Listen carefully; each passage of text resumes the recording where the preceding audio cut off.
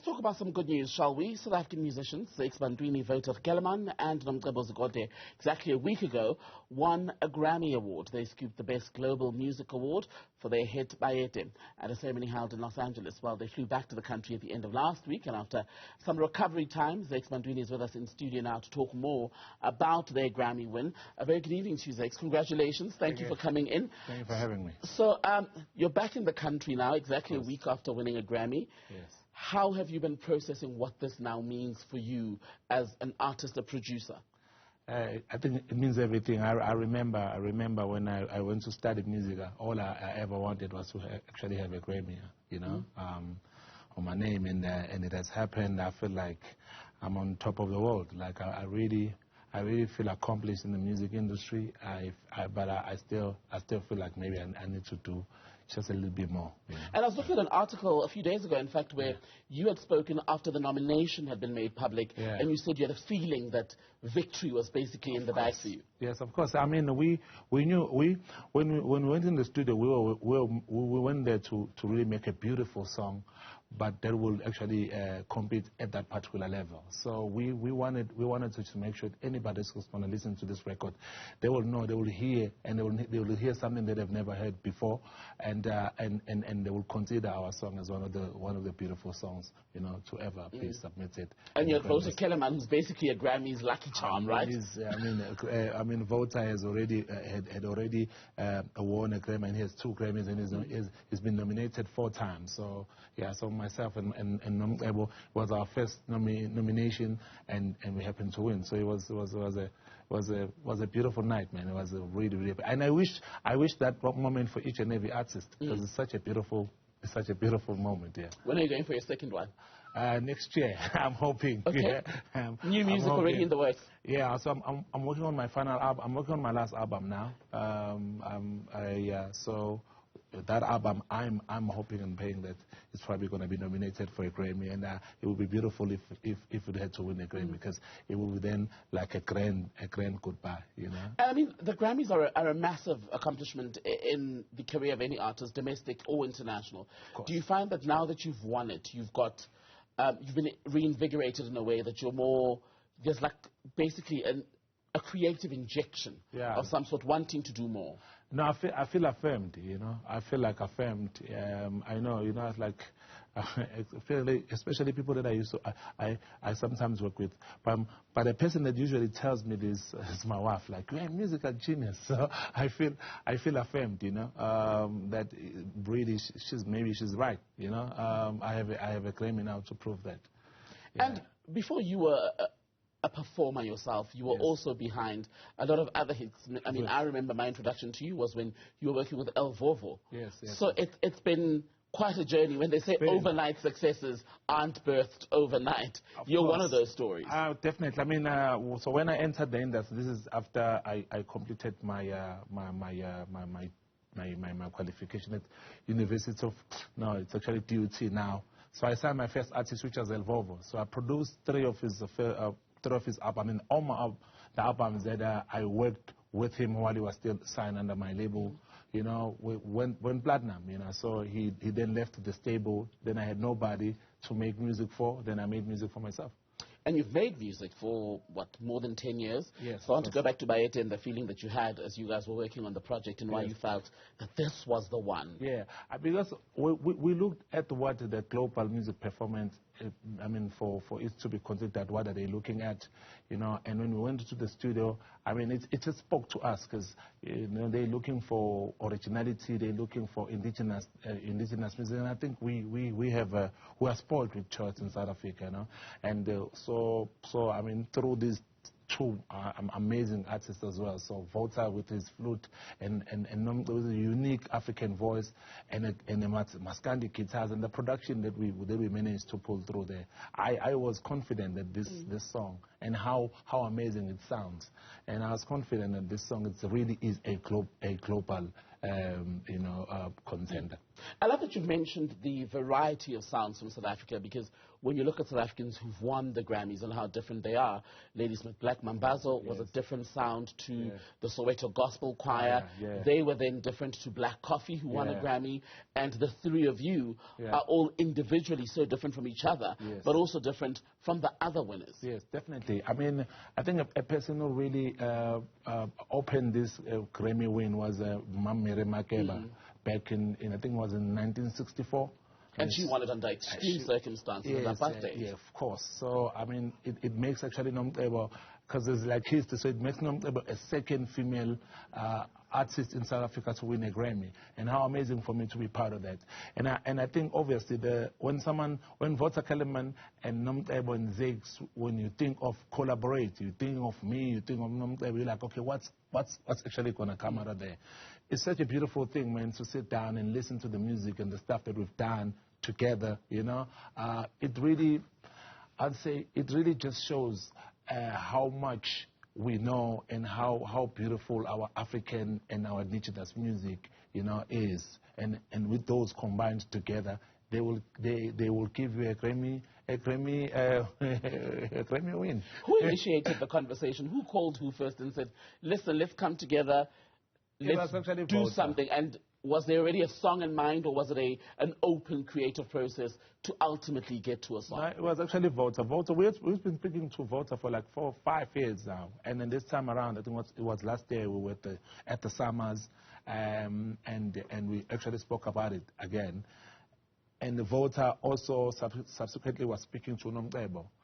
And so my company, my manager also, which is Sibo, we have a company which manages both myself and co-manages Nomcebo. So when Wouter spoke to my man about Nomcebo, I think it was meant to be, man. You know, and so I worked in the studio in Durban, and I shared what I've done with Wouter, and also Nomcebo was working in her studio in Johannesburg. So we were in different studios at the same time, and we kept, you know, doing some additional music, send it to this one, that one, send it to other one, to another one, and stuff like that. So technology, I give credit to technology, because it was the first time performing this record together, I think about a week ago, you know. So we had never had an opportunity to perform it together, but it was beautiful for us that we managed to do that. Well, the three of you then, as joint Grammy Award winners, make more music together. Definitely. I mean, they say you mustn't change a winning horse. So definitely, I think music in its essence, it is a collaborative effort. It needs for you to collaborate. It forces you to collaborate, because even when you look at the instrument, an instrument is a collaboration between drums and bass and keys and violins and a voice. So music demands for you to collaborate. And for me, I'm actually a big collaborator. My biggest records are those whom I collaborated with people, you know. Challenge for the next one. If the three of you are together again, are we going to hear you give us an Afrikaans verse? I don't know. I mean, Wouter can write. I don't know and you can of Afrikaans. get on the mic. No, maybe Wouter has to sing, maybe Setswana or Zulu. Yes, and then you can get on the Afrikaans. I can see it. Yo. I can be your dialect coach. I'm probably going to insult somebody. I'm probably going to insult somebody, and then the next thing I'm saying myself, I'm in court for abuse of language. I wouldn't want to do that. So, you're a father, right? Of course. More than one kid, correct? Yes. Do your kids know that Dad is now a Grammy Award-winning artist? Yeah, I mean, they are aware. My eldest son called me, you know, he was like, yo, Dad, and he never wants to talk about this. I mean, he doesn't even want me to come to his school. Sometimes he just does one, because he says every time I'm there, I just give him so much attention. So he really, no one believes that. Yeah, he really hates it, you know. So he calls me, it's like, yo, Dad, I'm proud of you. You know, and I think I felt it, because I know how much he never wants to participate or say anything about my career. So for him to call me and be like, yo, Dad, I'm proud of you, it really hit home. And are any of them musical? Do they take after you? I think my eldest son, he wants to be an investor. And I think my Shaga is I don't know. I don't know. I think it's only my eldest son at the moment whom I actually know that he doesn't want to be in the music industry. He wants to be a dad. Would you encourage the others if they probably. wanted to? And my daughter, yeah, maybe because she loves music as well. And man, I'll see. I think here's what my plan. It's something that we always talk about it with my wife. We're just gonna have to be so dope in what we do and so influential in what we do, so that if it happens that our kids chooses to go to this industry, at least they are secured. Then to say, don't come to this industry, it's bad. We just want to make it for them to have a soft landing when it comes to entertainment. So that's why we are working as hard as we are working now. And a huge part of that is owning your IP, your intellectual property. I mean, I'm owning almost every master I've ever worked on. You know, I'm studying. Like I'm very big at studying. I'm still at Harvard. I'm doing the business of entertainment, music, and sports, which I'm looking at finishing that probably sometimes this year or next year. We have an agency called IMG, which is soon to be renamed now, and we wanna represent, you know, every brand. You know, we want to represent not only musicians, but obviously even athletes, but at a global scale. We want to be able to represent someone who has a global career. Because I think for us, it's like, so when Zakes Bantwini becomes so big, and then now you start looking at other agencies overseas to represent Zakes Bantwini, whom maybe they might not even know the culture and who he is. So we want to be that particular bridge, and we've managed to do that with Zakes. I mean, now we've managed to do so many and make so many relationships with our international counterparts. So now we know that we can represent anyone. We can represent an athlete. We can represent anybody at a global scale. Speaking of international partnerships, then, has that phone started ringing? Are the messages coming in, collaboration? It happened that night. Like that night already. I had so many offers. I had so many, requests. Yeah. Have you signed NDAs yet? Yeah, well, yeah. So, it happened that night. I think Grammys, I knew Grammys were the big thing, but to really just see it happening right in front of my eyes, like, okay, this thing is really, really, really, really huge. Because instantly, like phone calls, hey, are you available? Like instantly. And I think for us, we want to tread carefully and just make sure we make sustainable relationships, which are not only going to benefit me, but are also going to benefit generations to come. Are there specific global artists you'd want to work with?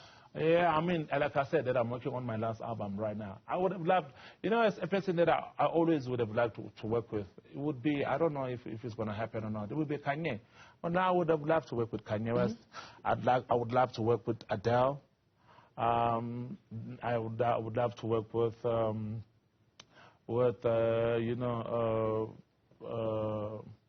there's some, there are some artists that I'd like to work with that maybe some people may not know. I'm only mentioning those that perhaps they might. We all want to hear Adele on an Osama beat.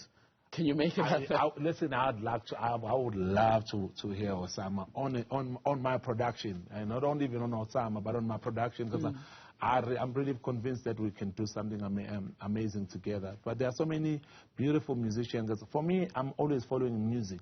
And if I'm really love your music, I really want to follow. I really do not really follow your name, or if I feel like you are big. It's just that I'm the fan of these artists that I've just mentioned. So creative process is what you're after.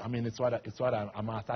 I didn't go to school to study so that I would chase names. I went to school to start so that I understand music, and I would chase musicians, and then chase that right note, that right melody, that right song that is going to change the world, or that is going to encourage someone, that's going to uplift someone, And I think for me, I wouldn't have be able to sustain myself this long, and also to make music such as Osama, I'm on Asanda now, Shastimali last year, Utando, and Clap Your Hands, Juju, so many Bam Bam, so many records that I've put out, you know, Bang, Suge, that stuff that I did with Evolve, all my productions, you know, because a lot of people, most people actually don't even know that I produce my music. So they always, if someone's come up to me and be like, I have this piece, I'm like, but I'm not a top line artist. I'm a producer first. Like beats are my I am a producer. Like I make music. I sit down. I program. Like I sit down. I program.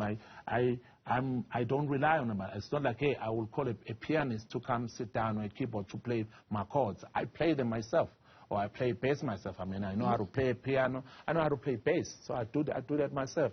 And I can sing, and I can write music, and I can negotiate my contracts. I can actually do everything, man. So my contract negotiations is coming up. Will you come along? Can I take you into the room? Like I said, that my agency represents not only athletes and musicians. Would like to let's just look at that contract. Let's just look at it. It's not like something at the bottom of the website. Definitely. Let's just look at that and let's see what's going to happen. You'll never know. You know, we're definitely going to negotiate your contract. Yeah. Yeah, we'll do that. Shut me out of the building. No, I mean, you are not even trusting us. What would you think of that? Probably we might double your salary. Let's triple it. Based on, I mean, my boss is watching. Let's go for triple. Let's just quadruple it. We don't even have to triple it. You know, you'll never know. You don't know our negotiation skills. You know, my company we've managed to do a lot of things for myself and for our artists, and we can do a lot for you. We are not really about our agency is not about musicians. It is about brands. Breaking barriers. It manages every brand. You are a brand yourself. You've got so many people who are interested in you. After this, there are people who want to know after these cameras are off, what are you up to? And let us come in and just manage that so that, and then there are other brands who are going to work with you outside of this space. That's what we do. When is that new album out? It's out. It's going to be out this year. It's definitely out, and I'm working on my biggest show. This is going to be in Cape Town. It's called Abantu, and my album is called Abantu. Zakes Bantwini, a pleasure to speak to you. Thank you so much for having me, man. One of South Africa's 3 Grammy Award winners as of last week. Also my new manager, as you've heard.